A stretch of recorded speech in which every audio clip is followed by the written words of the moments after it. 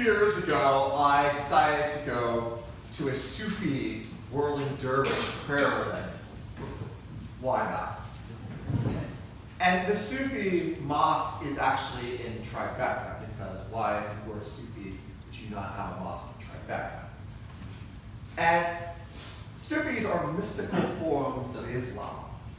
And it's not the typical style of Islam that you would see, because the Sufis believe that it's not about praying rote prayers or scripted sermons, but it's about experiencing God directly. And sometimes they get themselves in trouble by other Muslims causing it. So a lot of times we see the Sufis as the whirling dervishes, people who start spinning around in a dancing circle.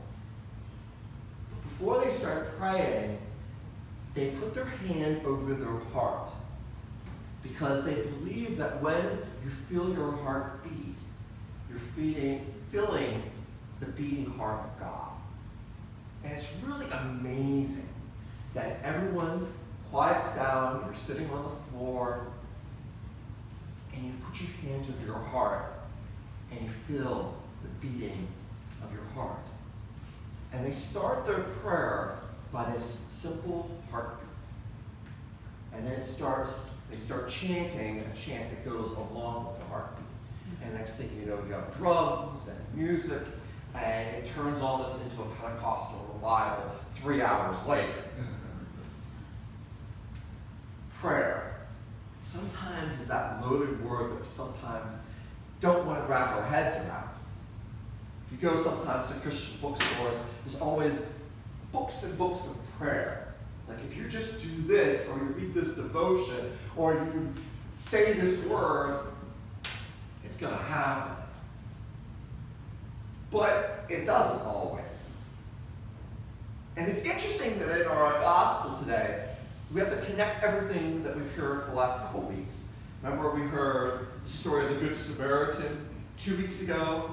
And last week, we heard the story of Martha and Mary. And then this week, so we had action, prayer, and now we have Jesus teaching how to pray.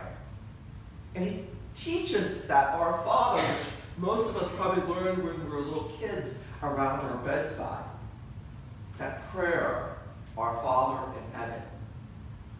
It's simple.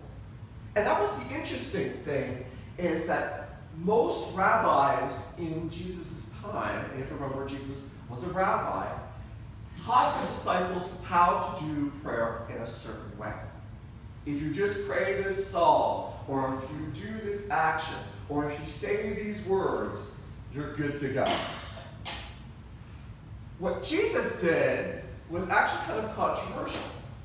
Instead of going on with very long, elaborate prayers, he spoke in very simple terms about connecting with God as a form of intimacy, not as a form of sovereignty, as something that you're connected with one-on-one, and not as a collective, like a nation distant from you.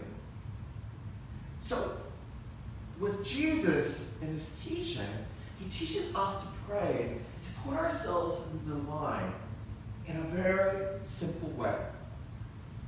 And sometimes I think we forget that prayer is very simple. It's not complicated.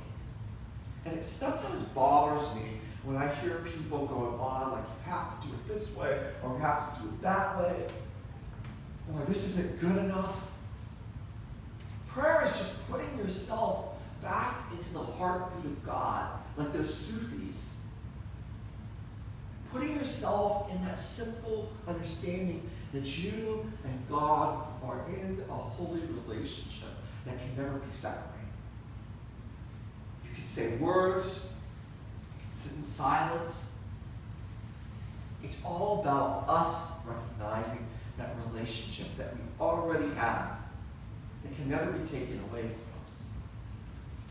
So the teaching that Jesus is giving us this morning is about how to keep ourselves in that right relationship, to be mindful constantly have the presence of the divine which is very intimate with each and every one of us, like a parent, in a loving way. And that we, because of that relationship, are called to bring about the kingdom of God. The kingdom of God which is not in the future, but the kingdom of God which is now. And I think that sometimes gets glossed over every time we pray the Lord's Prayer, because we think it's about something that's going to happen at the end of time.